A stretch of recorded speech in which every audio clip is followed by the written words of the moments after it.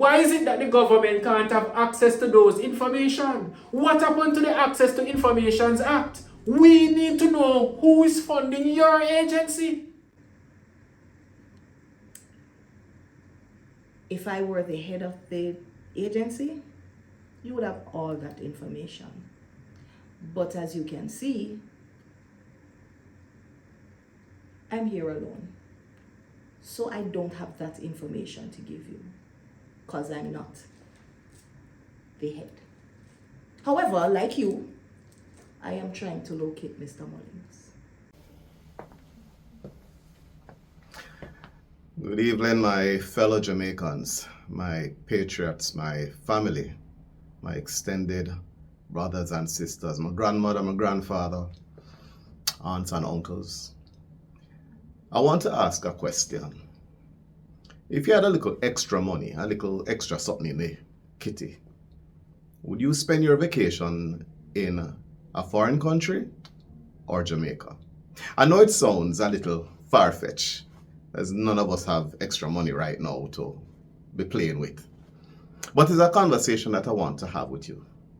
Something I want to bring to your attention. Now, it is imperative that we understand that Jamaica is a service industry, a service country. We don't produce anything, we don't manufacture anything. We're a service-oriented country.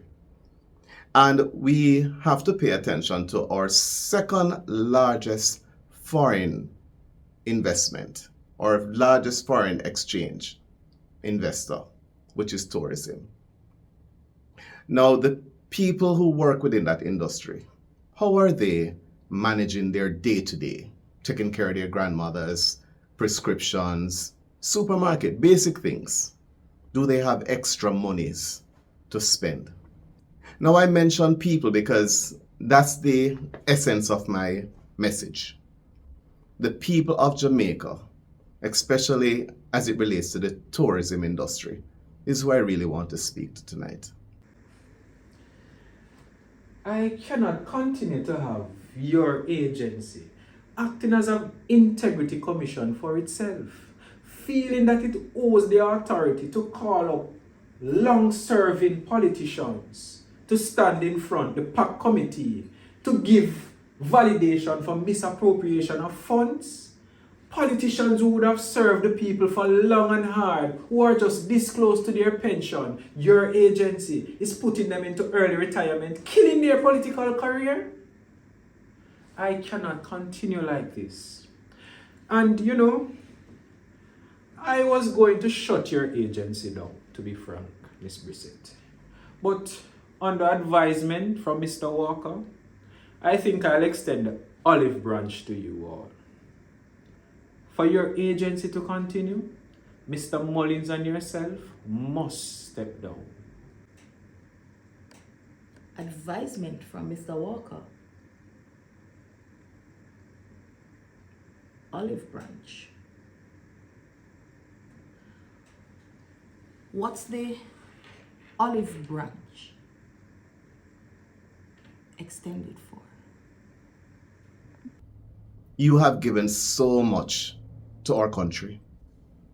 And from what I have gathered, and the facts are out there, is that you are not well compensated. You are struggling in some areas, and in other areas, you're not making it at all. It's just rough. Now, this is not a political speech or presentation. The fact remains that both parties have had an equal amount of time in power since 1962 to deliver the best outcome for the sector. Now, when the Tourist Board was formed in 1955, it was designed so that our local investors are able to bring an industry. We had a product that we want to showcase to the world.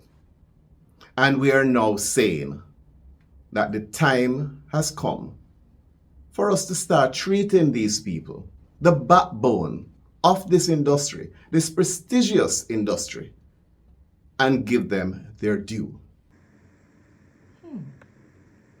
So now we're at the meat of the matter. So it's not a shutdown that you want. It's a takeover. Yes, I'm trying to save the agency from itself. Your agency sent dons to communist countries to train as weapons specialists. Don't tell me anything about reform now, because no don in this country can be reformed without the help of a politician. And we don't have a hand in it. Your agency must be out of its mind. If a man like David Mullins can get the authority to go inside a container filled with weapons and seize that container, he must be a dangerous man, and anything he stands for must be dangerous. Minister Daly, do you have proof to back all that you are saying? If it wasn't for Mr. Walker, the proof would be in the media. Right now, with you and him face up there, saying that you're running a ratchet agency, trying to overthrow this government. So you should thank Mr. Walker. That is what I mean when I say I'm giving you an olive branch. Take it now, or you live to regret it.